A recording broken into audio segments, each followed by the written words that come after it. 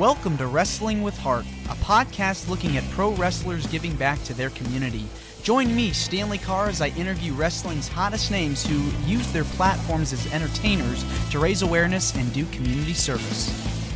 Hello and welcome to another edition of Wrestling with Heart. This is the show where we talk with professional wrestlers and professional wrestling personalities about their lives in and outside of the ring, as well as doing acts of charity, community service, volunteering, and spreading positivity.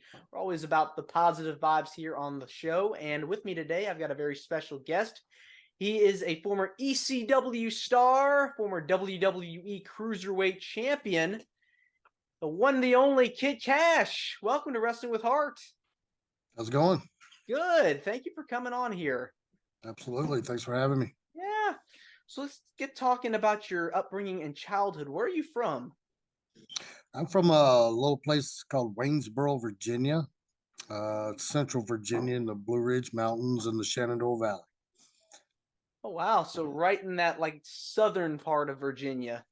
Yeah, I think you can consider it southern. Yeah, it's right dead center of the state, really. So it's a little bit more off to the west part, but it's still center. So we were never clear. I know the Mason-Dixon line was only about probably an hour away. So I guess we were still considered southern. Now, was wrestling something that was big in the house? Did you enjoy watching it growing up? Well, my grandparents watched it. That's where I was exposed to it first, just spending the weekends with them. And then at my house, I was pretty much the only one who really watched it at my house. We grew up on NWA, what was that? Mid-Atlantic Wrestling in NWA. So I think every now and then we would be able to get Georgia Championship Wrestling. Wasn't often, but every now and then you'd be flicking the channels, about 8 or 9 o'clock at night, then you would catch Georgia Championship Wrestling. So that and just like Georgia, I mean, every so often you could catch Continental Wrestling back in the old days. But yeah, I mostly grew up on NWA. Nice. Catch any Tennessee stuff at all too? Just the Continental stuff. I think that's back when what's their names? Can't remember. Ron Parker and those guys owned it and stuff. So yeah, it was. We didn't, like I said, we didn't catch it very much. I mean, but we did get. I didn't even get WWE. I didn't watch WWE until I was probably 1988 to catch it on television. Now we did watch the WrestleManias, on a pay-per-view, but back then we had a box. You had to have the box to get any kind of pay-per-view like that, Mm-hmm. Yeah. But yeah, it's just what I grew up on, and Was there a moment where you said, I've got to do this? Because it seems like you had always been involved with some kind of combat related sport. I didn't play football or basketball, baseball, anything like that. I only played like 1 year of football. I didn't really dig that type of team sports. So I started boxing very early. I started boxing when I was like 7 years old. Then I started taking some Krav Maga and some Aikido martial arts when I was 10. Then through high school, I wrestled and things like that. And then, I just kind of stuck with my boxing and my martial arts and stuff. I would do like Pee Wee League boxing tournaments at the YMCA and stuff like that. I fought in the Teenage Golden Gloves in Virginia and in Maryland. Yeah, I mean, we did some things. Did a lot of, martial arts tournaments and stuff like that. Nagas. Did a lot of Nagas and did a few Pan Americans and stuff like that. Did well. Placed. Got first and second places in both. So. Were you thinking about going pro? Was that something you were thinking about before making the switch over to wrestling?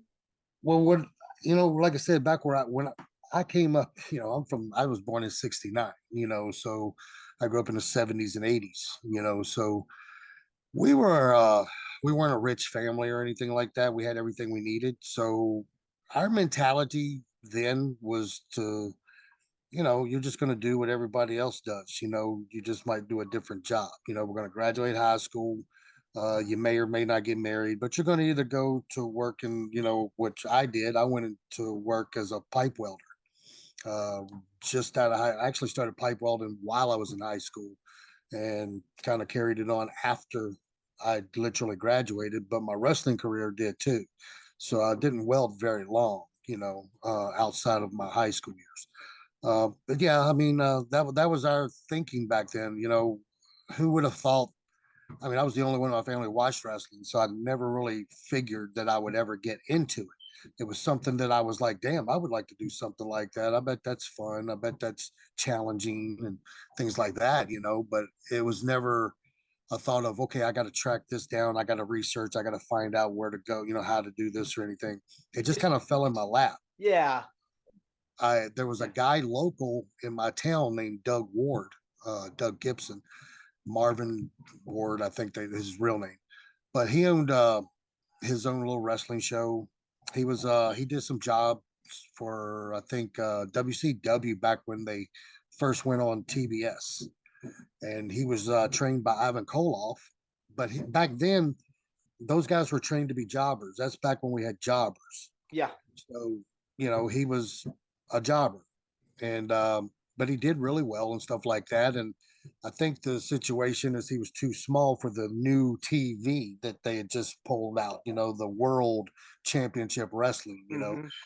So they offered him a referee spot, and he turned that down. So he came back home and he opened up his own wrestling organization. But while he was working out there, the guy really got smartened up, about promoting and stuff.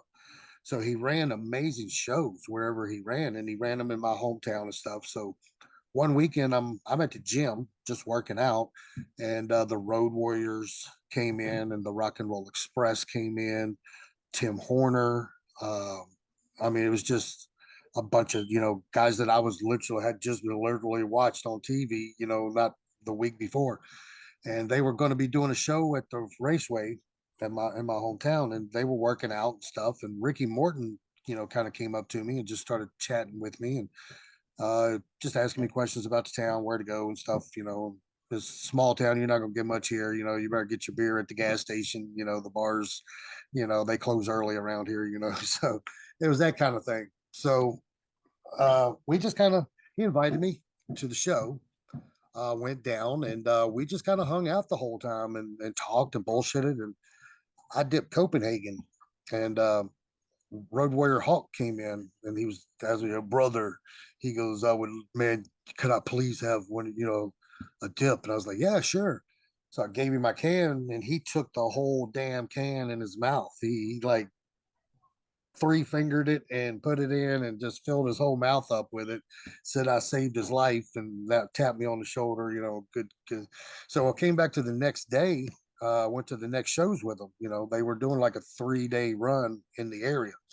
And so I went back up there, hung out with Ricky and stuff. And he came back to the dressing room, and he's like, "I was hoping you were going to be here." And he handed me a container, that's like 12, cans. He's like, "You saved my life. I got to pay you back," and all this stuff. Ricky gave me his card, and I hadn't didn't think much about it. I mean, I was still doing my martial arts and that kind of stuff. I wasn't really planning on being a wrestler. I thought it was cool hanging out and stuff like that. But then I went off to Japan to fight, and so I was over doing a tournament, and we were in Tokyo, and it was our last night there, and the all New Japan Wrestling. It was either All Japan or New Japan. They were starting their tour, the 3-week tour, and it was the week before they were starting. And Ricky Morton and Robert flew over to promote because they were going to be on the tour. Well, I'm standing there at the behind the curtain, and I just kind of look over my shoulder, and there's Ricky Morton standing behind me. They were going to be in the Tokyo Dome the very next week. So he's like, "Hey, man, what the hell? Do you remember?" And I was like, "Yeah, what the shit? What's going on?" We just kind of started talking again. He goes, "Dude, you really need to call me." He goes, you're a good looking kid. You're athletic." He goes, "You're not going to make any money doing this. You need to make some money, doing wrestling. I can help you become help you get in and all this other stuff." So he gave me his card again. We left. I did the rest of the fights, won my little weight division and everything. We came back to the States and stuff. And I don't know, went back to work. And I was working in the pipe field one day behind Hershey Chocolate in Stewart's Draft, Virginia. And we were putting in a water line that was 36-inch pipe. And it was middle of the summer. It was July. It was boiling outside, and I'm up under a piece of pipe baking, and I'm welding, and I'm getting burned, and it's just not a good day, you know. It was hard. Yeah, and I was having a come to Jesus moment at that. I think that day because I was thinking, all morning and all day, I was like, I've been to Japan and wrestled and fought in tournaments. I've been to Nagas. I've been to all over the country, doing these tournaments and stuff. I think I want to be an athlete. I want to do something athletic.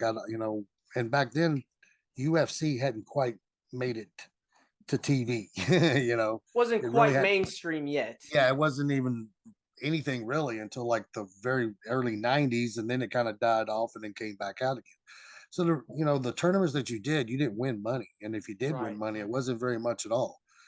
So how much more of this do I have in my life, before I'm, broken down, So uh, I don't know. I just went home that day and for lunch, and I was making me a sandwich and opened up the drawer to get a knife out, and Ricky's card was sitting there in the silverware drawer. Mm-hmm. Picked it up, and I was like, I'll call this guy.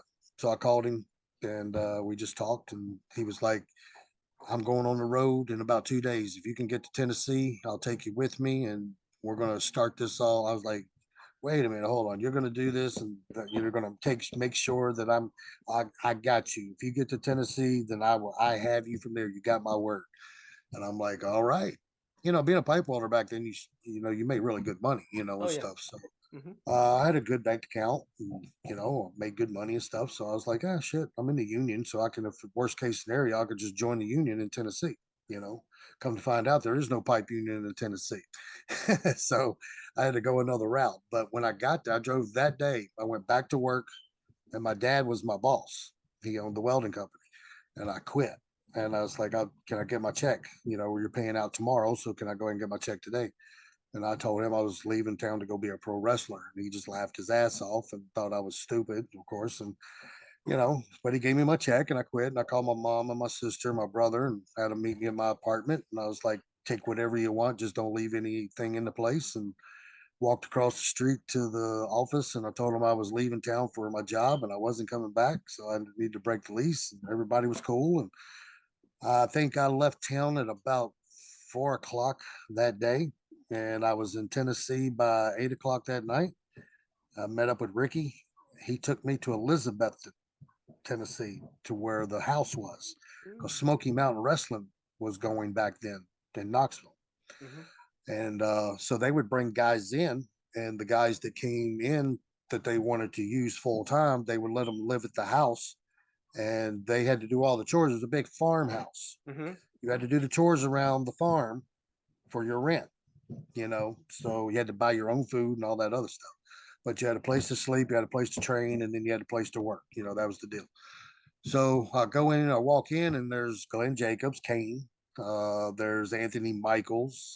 He was Snot Dudley up in ECW. Then there was New Jack. There was Balls Mahoney. There was just an array of superstars. At that time, I was like, wow, okay, this might work out. So that same night, I went to bed. And I think I went to bed after meeting everybody and eating. I think I got to bed at like 1, and then about 5 in the morning, Ricky's banging on the door, waking everybody up, and grabs me and come on, we're hitting the road. And we did. Went on the road for 2 weeks. We went straight from Johnson City to Knoxville, from Knoxville to Memphis, from Memphis to Jonesboro, Arkansas, then to Pocahontas, Arkansas. Yeah, then to Little Rock, Arkansas, then over to Texarkana, Texas, then up to Oklahoma, then to Chicago, then down to Champaign, Illinois, Cape Girardeau, back to Pocahontas, back to Memphis. Oh yeah, it was a long trip, and the whole way him and Robert both were like really, really cool. They just explained to me.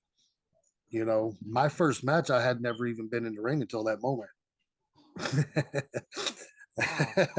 Yeah, I mean, because the whole time I've been learning in the back seat.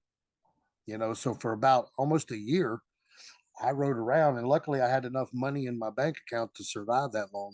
So Yeah, they paid for the gas, and a lot of times we took my car and stuff like that. It got better gas mileage and stuff, but I carried the bags. I watched, the merchandise and sold the pictures and stuff.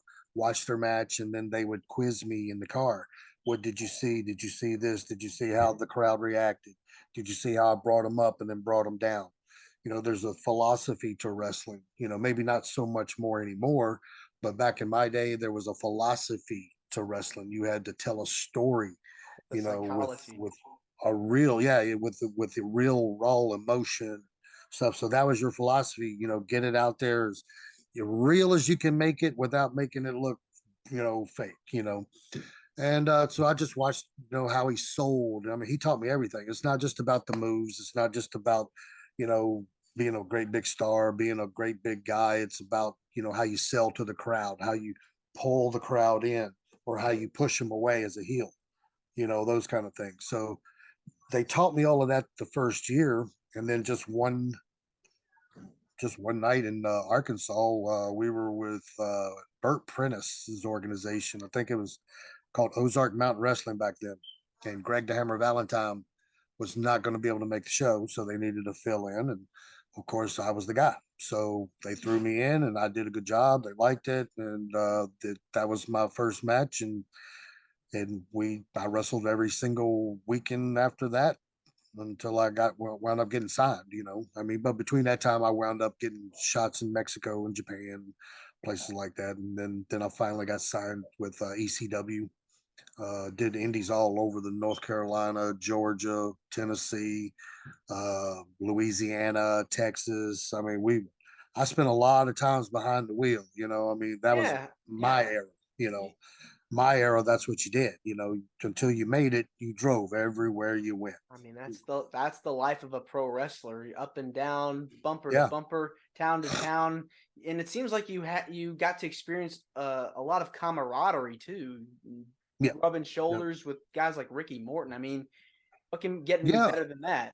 Well, Ricky was a world class famous athlete at that point, and we just hit it off. I mean, anybody else that he had ever had anything to do with, he didn't. There was a common something there that would make him be nice to you, but he had no really reason to be nice to me. We just clicked. We just hit it off, and we didn't really discuss wrestling very much. Whenever we first met, we discussed just normal shit that men would talk about, Everyday everyday things. life. Didn't even really discuss wrestling until I got into it, Yeah, with them. And then we discussed wrestling. But even along the way, I mean, we would have time to talk our wrestling, and then we would have time to be human beings again and just be men and talk. And he really enjoyed that. And I come to like it myself. It made you feel more. See, in wrestling, if you have that character, mine was, of course, Kid Kash. Back then, it was David Jericho. Uh, but you still have that character, and that character has to walk and talk differently than everybody else. You got to pull a little bit of you in it. But if you're a new guy, you don't know to do that. You just go all balls to the walls to something that you feel is a character that's going to fit you. And I did the same thing. So it you can get caught up in that character and forget real quick sometimes, that there's another you that's just a regular person out there, yeah.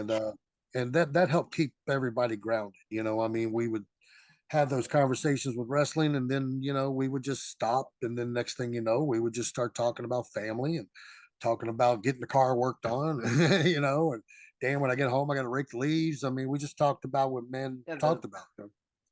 it's important when you're getting into the business that you want to be yourself and be authentic so that the fans will accept you and believe you as the character so that they see like, hey, this is Kid Cash. I'm doing my thing in the ring, Yeah, and this I'm talking and I'm cutting this promo, and I want to make people believe that I am literally this person. yeah, yeah, and the more you're booked, the more you're on the road, the less time you're at home, the less time you're around family and your old friends. I noticed that within probably 4 or 5 years, I pretty much lost all contact with people back home. Really. Yeah, all my friends that I went to high school with and was very close with, and graduated and did those special moments together and shit like that. We just kind of faded. Phone calls quit coming, mine quit going in. You know what I'm saying? I was traveling to Mhm. Europe a lot, and Japan and Mexico, and I think a lot of it they would call me, and I would be in the middle of getting on a plane, or I was getting off of a plane, and I Yeah. was just getting my baggage going to the Tokyo Dome. What time is it? Holy shit! Why are you calling me so late? Yeah. Oh, I didn't mean to call you so late. That kind of thing. And I think after a while, they just felt like they were probably, just bothering me. So, Hmm. but they weren't. It's just that our lives went two separate places, and mine went one, and theirs went the other. But like I said, you can definitely once you are like 4 or 5 years, that's all you're around. When you're traveling the way we traveled, especially with the Rock and Roll Express, I came in. You got to figure most indie guys who get started only work maybe once a week or maybe once a month until they can build their name up. You know, Correct. I Yeah. walked in, bam. Okay, I'm with the Rock and Roll Express, so this guy, we can get him. He's a damn good wrestler, and he's young and he's new, so he won't work as much for as much as these big names.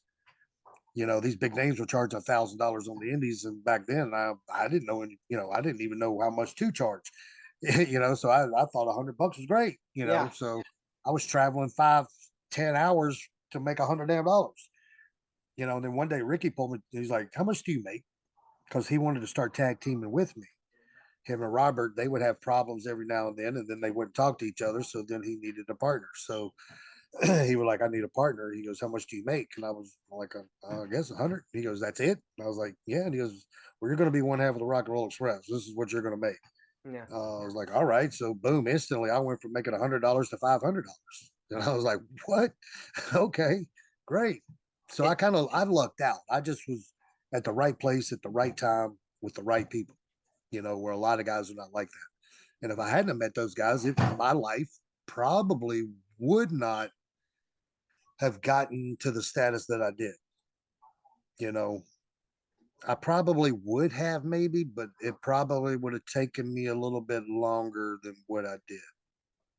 definitely sounds like when you're starting out in the business, you kind of have to learn things on your own until you start Yeah, hitting that light bulb. That light bulb goes off, and it's like, yeah. okay, this starts making Oh, sense. oh, you find that a lot. I mean, yeah, you can take all the information, that Ricky gave me, and even Ricky told me back then, listen, just what I'm teaching you, always have an open mind to learn something new because I'm the only one that works like this. Now, we all have the same concept, we all have the same theory, we all have the same philosophy, but this guy works completely different than I do. And back then, Dynamite Kid was probably one of my all-time favorites. So, he explained to me that Dynamite Kid he's that explosive guy. He's the short guy like Ricky Morton. He's short, so we got to be more explosive. So I knew to do those things, but then there's the inside of the business that they hadn't taught me anything about the money and and the guarantees and these kind of things and the what things that else that you deserve to get. Yeah. I didn't get a hotel room because I didn't know to book to add a hotel room to the booking, for a couple of years before I was like one day just talking to one of the other wrestlers. And he's like, "Yeah, I got to check into the hotel." I was like, "Yeah, I need to find a hotel. Where you at?" He goes, "Well, I think they have me over here." And I was like, "They? Oh, yeah, I put that into my deal." And I'm like, Hmm. "Oh, really?" I didn't know that. Yeah, it takes time, but you Hmm. figure it out. And I started getting the money, and then I started getting the hotels, and then I figured out, hell, you can get trans too if you got to drive, Yeah. or you can make them pay for your flight, you know. So yeah, it took me a few years to learn all the business end, on my own. Hmm. But as far as the wrestling goes, I learned. I mean, you understand, I was with Ricky and Robert the majority of the time, but there was so many times we'd be driving down the road, we stop off at Memphis and pick up Jerry Lawler, or we pick up Bill Dundee, or we pick up one of the Moondogs, or we pick up. I remember the Honky Tonk Man and Jimmy Hart. We would all be riding to Yeah. go The legends, together to the man. show. Holy shit, I'm in heaven. I'm sitting there Yeah. listening to all this knowledge. And one another guy that really took me under his wing was Jimmy Hart. Um, he really liked my look. He liked my style. He liked that I was aggressive, but yet a baby face, and yet I wasn't like the big giant guy like the other guys at that time. So he really took a liking to me, and he started giving me really good sound business advice, and things like that, and helped me get booked a lot and stuff. So just being around those guys, that influenced me, and it made me so much better, so much quicker than what it should have, than what it could have, I guess. You know, I there was a lot of guys on the Indies that I became really super great friends with, Easy Money, Eddie Golden, and guys like that. And I felt, so bad. I was like, these guys are every bit as good as me. Why are they not with me, here in WCW or ECW or anything like that, And I'm like, I don't get it, But then I started finding out the politics of the business, and that's where you find out, it's really honestly who sometimes more than your talent, you know. But And you've it had, just yeah. it depresses you, it breaks you at that. It doesn't really break you, it just makes you. I looked at it when I figured that part out. I looked at the business completely different. I looked Hmm. at it like this business don't give a shit about you. It don't care. It's going to continue on with or without you. They'll build you up to make you a star. They let you go, then guess what? You'll be forgotten in a month, and somebody else will have taken your place. That was a really big bone to chew on when you figured that out, because you love the sport so much and you've given so much of yourself, to be that superstar and to be a part of the business. And then you find out that this shit they don't give a shit about you at all. You're just a piece of talent that's gonna make them money and put asses in the seat for a while, and then eventually they're gonna move you on. And that's exactly what the wrestling business is. It's changed a lot in the last 10 years, but in my day, there was a lot of different territories. So that's how they worked. They would work you for 6 months to a year, and then they would not have anything in the storyline for you anymore. And, and then you move on, I mean, so you just got used to that. Mm. You've had such an amazing career. Uh, with all that being said, you've done a lot of stuff in various companies, but I wanted to touch on ECW before we kind of switch gears here. What was your experience like working in ECW? Oh, it was wonderful. That's my all time favorite company to work for. Um, I won the TV title there. That's my all time favorite title to have won. I was the cruiserweight champion in WWE. Yeah. I was the X Division champion in TNA. All around, I was the NWA tag team champions with and without Ricky Morton. You know, won the Southern tag team titles with Ricky Morton down in Memphis, which was to me was a big deal. But to me, the ECW TV title was probably the most prestigious title that I've ever won, and the probably the best company that I've worked in, hands down. Favorite matches during that particular period of time? Oh shit, man! I had some really great matches, man. I really can't break down to have one great match. I mean, what was so great about that company? Everybody there had the same mindset. Every single match was a WrestleMania moment for all of us, and that's the way we lived. And even if there was 100 people in that damn house show, we went out and performed like we were on pay per view. And that Yeah, was the you guys rules of that killed it. game there. Yeah, every single time. We didn't give a shit. We'd be in Jim Thorpe in Pennsylvania, and there'd be 100 people in a bar. We're out there going through tables, and we're doing everything we would do as if we were on pay per view. And that's just the way we were. So I had some really, really great matches with C.W. Anderson. Uh, tough dude there, man. I had some. Oh man, so many good matches with Lance Storm, just incredible. God, Guido, little Guido, Yeah. uh, Hmm. Nunzio.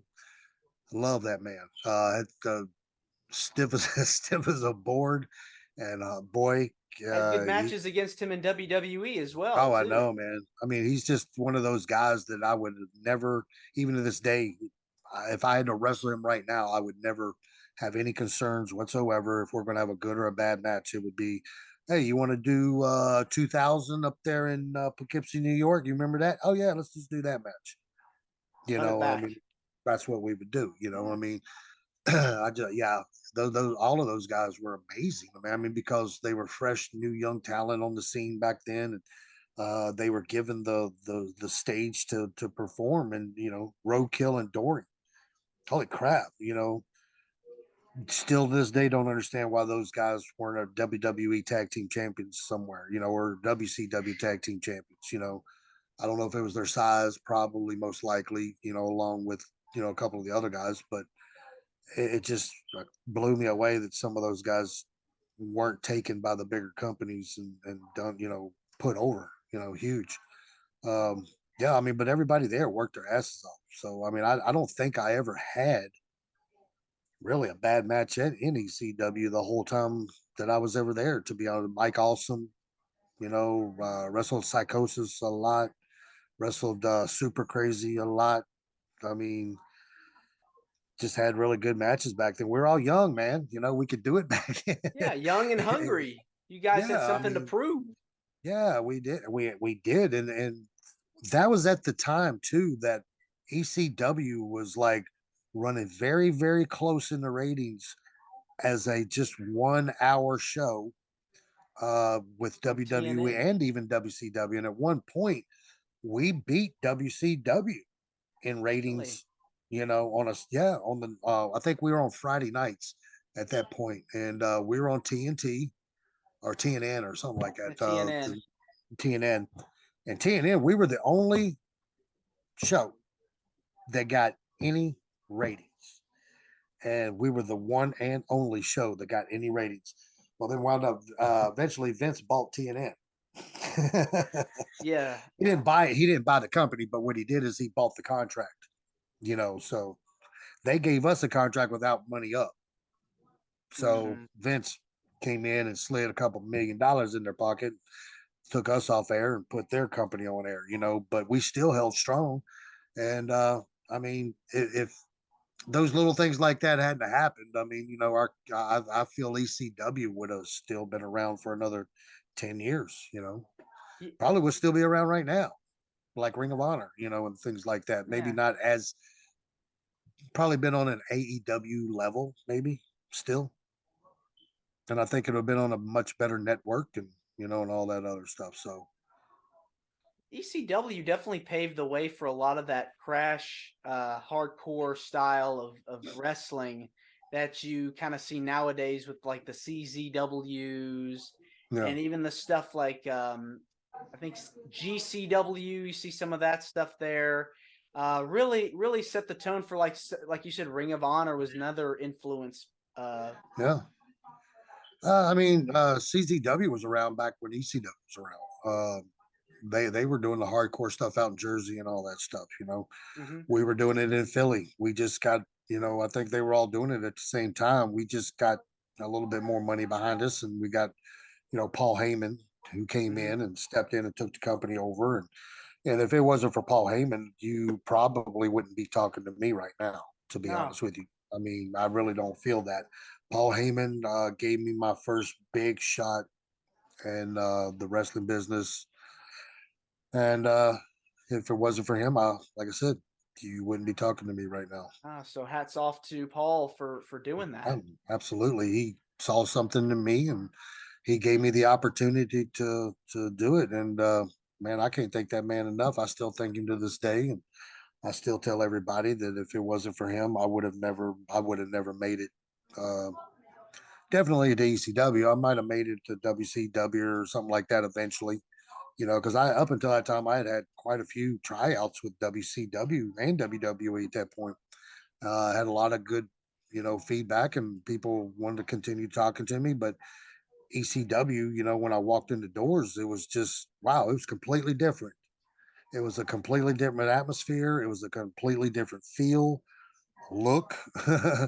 and way of life. And it intrigued me. And when I got the offer, that night after my first match in ECW, I asked Paul, I was like, did you like it? And he goes, I loved it. I was like, well, I'd love to come work for you again sometime. He goes, well, how about tomorrow night in Staten Island? And I was like, okay. I was like, well, maybe we can, if everything goes good, we can sit down and talk more about coming back. He goes, we got 4 shows this weekend. He goes, do the 4 shows and then come back and tell me if you want to still be here. And we did the 4 shows, and I said, yes. And he goes, well, do you mind driving? I was like, no. And he goes, good. He goes, because to be in ECW, you got to prove to us that you really want to be here. So for the first year that I was in that company, I lived in Johnson City, Tennessee. Okay. Mhm. And I drove from Johnson City, Tennessee every week to Philadelphia, Pennsylvania, to I'd go to Champaign, Illinois. Then we would go up to Maine, Mm. Bangor, Maine, Portland, Maine, you know, New Hampshire, Salem, New Hampshire, up in Massachusetts, Boston, all these All over places the country, yeah. way up north. Um, and back then we would do we'd do 3 or 4 shows. Okay. But by the time I would have to leave a day ahead of everybody else because they flew. So generally I was already in the town by the time they flew in. I already had my hotel. But then when the town was done, the last show, they would fly us straight home. And then I would have to, sometimes it would take up to 2 days to drive home, 2 days. By the time I got home, I had just enough time to sleep for a good, nice day, to rest up from all that damn driving. And then I would have to hit the gym, wash the clothes, pay the bills, pack the clothes, and then leave the very next day. So I would only have 2.5, sometimes 3 days, maybe 3 days if I was very lucky off at home before I had to hit the road again. And I did it all by myself, nobody else driving. It was just me because where I lived at Johnson City, all the other guys were doing the indies. I was the only one leaving, so it was just a long, long year. When I finally got the contract, that he came to me one day and he says, I need you to do me a favor. He goes, I want to sign you. So I want you to give me 3 numbers of what would work for, and then give me 3 numbers of how many years you want to be here. I'm like, all right. So I came back the next day, gave it to him. I was signed to a contract, and the very next bookings, the very next they flew me. And so I felt like that's why I love the company. So they made me earn, the right to be there. And I did it. I proved it to them. And then I got the blessing, and then I got the fruits of the labor. Yeah, they put you on the map. They certainly Yes. made you a star, and people still talk about your tenure there to this day. Yeah. And how long were you in ECW for? I was in ECW the first time. I was there for a year back in like 96 to early, about 97. I broke my leg. I came home from an ECW show from a weekend. And when I got home on that Sunday, I literally just walked in the door, and there back then we had answer machines. I don't know if they still do, but I checked my answer machine because I'd been out of town for a couple of days, and the guy had literally just called me like 15 minutes before I walked home. I mean, walked in the door, and it was just probably about 50 miles away, a little place called Saltville, Virginia, and the promoter I knew real well. And again, which was crazy, Greg Valentine was not going to be able to make it to the show, and he needed a fill-in star. And could you help me out? You're my pal. Come on, man. Could you do this for me? And ECW let us do indies if we had those kind of, if it didn't interfere with Yeah. a ECW event, we could do that kind of stuff. I wound up going to that show coming from the ECW week, and so did the show, wrestled the promoter, um, and we were having a really basic, simple match. And next thing you know, he powders out of the ring, and then tells the referee for me to dive on him from the outside, which didn't really need it at the match that we were having. So I did it anyway, but so evidently he was one of them guys that never caught anybody before. So when he did, he completely moved away from it, bitched out with it, and I wound up breaking my leg real bad, and tore my knee out, everything like that. So I was out for a good year almost. So there was about a year and a half absence from the time 97. So I came back in late 98 to ECW. And then that's pretty much when they put the Kid Kash name on me. Ah, I was David Jericho up until that time. Who came up with the name Kid Kash? Um, okay, well, it really depends on who you ask. So, Joey Styles said he did, and Tommy Dreamer said he did, and Paul Heyman, of course, said he did too. So, but the story that I got was that they back then everything was done very very cheaply, so they were producing the show in Paul's basement with two VCRs and a television. I don't know if you're how old you are, but back in my day, we had to copy and all that stuff with using two VCRs. Mhm. And generally, there was a master station that was on whenever the VCR cut off, and then the TV would cut back on. Yeah. And that was when they started giving me a really nice push. They started pushing me some pretty good, and I wrestled Easy Money at the ECW arena, and we had a great match. And at the end of it, we did the Rana bomb for the finish. He goes to power bomb me off the top ropes, and then I cut the Rana in midair. And I think until that time, nobody had seen that at the ECW arena. They just went absolutely ape shit. And what was really cool when I went back, they actually started giving me a push. It was like Yeah. they didn't just set me on the shelf because I broke my leg, because they were already Right. starting to Right. push me before. And then it was a small push, but then I broke my leg. And then when I came back, they continued that push. They didn't make me wait or anything like that. So they automatically. My first match back was with Jerry Lynn in Columbus, South Carolina. Oh, wow. Then I wrestled El Mosco the next night, and then Paul was like, "You back in? You want a contract?" And I'm like, Nice. "Absolutely," you know. Yeah. So I got the contract and everything like that, you know, and that's where it all kind of went with that. Right. So you were triumphant. You were an ECW television champion. You had a great Yep. run there. Had a pretty good Yep. run in WWE as cruiserweight champion. Had a run in TNA. So I mean, you made it. You made it. You took, went through all the bumps and the humps on the road Yep. and became, a Yeah, superstar. and everywhere in between. I'm one of the. I think there's only five of us that have actually had contracts and wrestled for all the major companies. Like I actually signed with WCW. Um, I signed a nice contract with them through Jimmy Hart as my agent. And this is when I left ECW after they shut down. And I Yeah. didn't leave ECW until they shut down, and they told me that they were done, you know, and I didn't go anywhere. I didn't do anything until I heard the word. I had to get that release, of course, from Paul, which he was so busy at the time that it was hard to get a hold of him. So when I finally got a hold of him, finally got the release, I got the job. I did a Thursday Night Thunder with Easy Money. Mm. And after that, uh, can't remember the where we went after that, but the following week they called me after they gave me my travel plans and said, just sit at home this week. Something big is happening. And that's when WWE came in, made the sale. I stayed on with them for a little bit because John Laurinaitis called me and was like, "We want to keep you. Just realize we have so many people on the roster now, and so what we want you to do is we want you to go to Heartland Wrestling in Ohio, and we want you to wrestle for $40 a night, and we want you to stay there until we have something for you." Well, at that point, I was like, well, wait a minute. Does that mean my contract is still in effect? Oh, yeah. Well, here's the deal with the contract.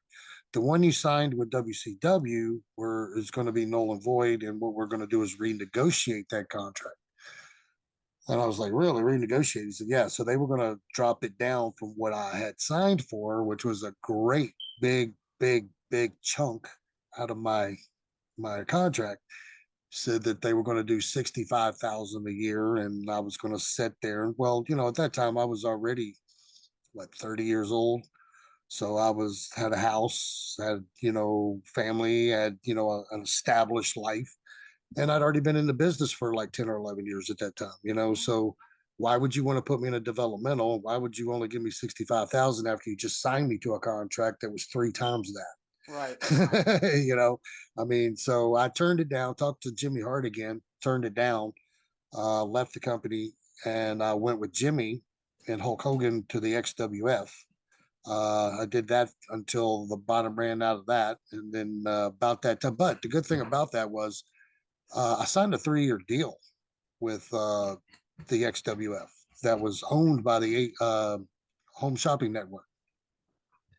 They had put like $80 million into that thing to get it to go. Well, I signed a nice contract, and Jimmy got me a no compete clause. So even if the company didn't run, then they either had to buy my contract out or continue paying me. So I just took the continue payment, and I got paid for another 2.5 years. And in the meantime, I went to TNA at that point. So I was getting yeah, but TNA had just gotten off the ground. So there wasn't much money there. So I was getting the TNA check every week because we only did pay-per-views every Wednesday at that time. And then I was also still getting the QVC check for the next 2.5 years. Very So cool. Yeah, it all yeah, it all worked out. it did And work out. Yeah, it worked out real good. Yeah. So from there, I went to TNA. From TNA, I went to WWE, and then from WWE, went back to TNA, and then from there, I was like, I think I'm gonna. It's about that time. I think it's that time. It's yeah, Phil the lost the love for the traveling, lost the love for the sport. Everything's changing. There's so many new guys in here with different ideas, different philosophies. Don't want to sell. Don't want to do anything other than shine. And um, the boys weren't the boys anymore. You know, mhm. I don't know if you know what that means, but it was just a feeling that I got. The business wasn't the Locker business. room changed. It was the culture had Locker room changed. changed, attitudes Yeah, changed, yeah, the guys, the size of the guys changed, right. the conditioning of the guys changed. Here I was for 30 years hitting the gym, trying to make myself look like TV worthy, and now Yeah, all of a sudden there's guys wrestling that look like they just jumped out of the front row, right. Mhm. and they're taking my spot. So it was just that time, Right. so Yeah. I mean, you know you got to know when it's time to step away, and you had a great run. You had a I great did, yeah. career. You've seen a lot of stuff. You've met a lot of people, networked, and helped several people get their start as well. Let's switch gears and talk about the stuff you've done outside of wrestling, the charity work, anything that you've done that you care to share, ways you've helped out in your community. What kind of organizations have you partnered up with over the years? Mostly just the Children's Miracle Network. I do, used to do a lot of stuff for them, but since I've retired, I haven't done quite as much. I don't get out to the shows and stuff, unless it's very, very interesting, to me when I hear it. Other than that, I mean, I'm a grandfather now, husband, grandfather. Uh, you know, I got a really great job now. I'm a, superintendent for a big commercial construction company. We build high rises and high schools and just things like that. So, I mean, I make a great living, have insurance now that I never had before in the wrestling business. And, I like the life now to where I don't have to just get up off the couch and take off for 5 days, and bang my body up anymore. But when I stopped, I did miss it because I did it for such a long time. I had no clue what to do with myself. It was just like I was so used to being out of town. I didn't know what it was like to be in town for months at a time Yeah. now. you know, but it What worked. But I worked back in the day. I worked with the Children's Miracle Network a lot. Still do. Do autograph signings and things like that. Sometimes donate what I have left of my wrestling gear and things like that. So I bet you get a lot of people that really are just so happy to see people that, watched you growing up. I knew probably about five, well, actually longer than that. Probably been close to 10 years now. 10 years ago, probably I got the first person who ever walked up to me and says, "I used to watch you when I was a kid." And I stood there and thinking about it. I'm like, wow, I guess I'm officially an old guy now. Aw, If this guy's in his 20s, he used to, like 25 to 30 years old, and he used to watch me when he was growing up and as a aw, kid, I mean, aw. wow. So yeah, but and here in Knoxville, I moved to Knoxville about 2017. And Right. just like in Nashville, when I lived in Nashville, it's not really too many places I can go still that somebody, at least one person a day, doesn't recognize me or have want to take a picture or sign an autograph or something. So What's the one thing that brings you the most joy when you're going to these events with the Children's Miracle Network that touches your heart? Just the way when the children are involved with it, are there, I don't know if you've ever been to a wrestling event when in that type of environment, but the children, Fundraisers and yeah, the children just light up. I mean, it's just the way they light up is just kind of, it really touches you, you're like, wow, because it makes you realize that maybe for that one moment in that kid's life, they got something that they'll never forget, and memory. no matter what's going on with them, no matter what disease they have, no matter, what ailments they have, that one moment might have been a relief out of a life of pain or a life of stress or something, and just to see them smile and to be able to just kind of let go, they just, uh, and then you're nice to them, and you sign and take pictures with them, and they just light up, and the parents do too. The parents, I've made so many parents cry, because they're so happy for their children. Whenever you're done at the end of the day, and you're driving home or you're going back to your hotel room, I mean, it grabs you so much that there's some times that I've done it in the past that would be all I could think about for the rest of the evening, and yeah. Sometimes it'd be make you a good night, sometimes it wouldn't, but the majority of the time it did because you already knew how the kids, you just made their night or their day or maybe even their life. You never know. Yeah. Well, Kid Kash, this has been awesome getting to speak with you on Wrestling with Heart. It means a lot to me and the listeners and viewers on YouTube. And you're more than welcome to come back. Yeah. Well, you're more than welcome to ask me back anytime. Yeah. Where can people find you on social media? I'm just basic anymore. I still have the David Kid Kash Facebook, David Cash. I think the Instagram is David Kid Kash as well. So I get on there. Sometimes I get on there. Sometimes I don't. It's like I'm not as active anymore on there. But I welcome. I still get all kinds of emails from fans around UK and Japan and places like that in Australia. Just want to chat and stuff. So I find it interesting to just chat with them sometimes, and it's kind of cool.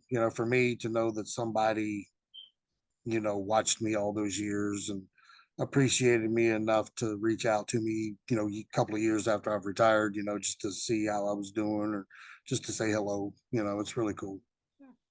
Well, thank you again, and we'd love to have you back on soon. Absolutely, my friend. Anytime you want me, you let me know. All right. Thanks again.